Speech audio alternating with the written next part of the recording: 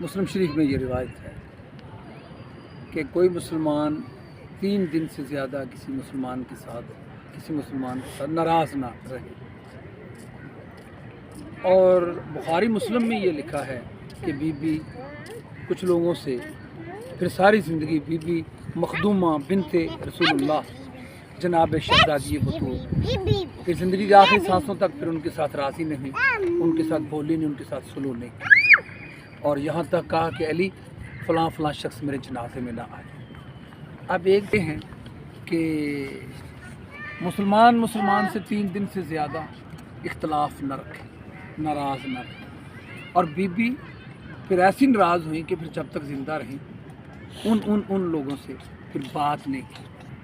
تو میں یہ کہنا چاہ رہا ہوں کہ کیا بی بی نے نبی کی اس حدیث کو نہیں مانا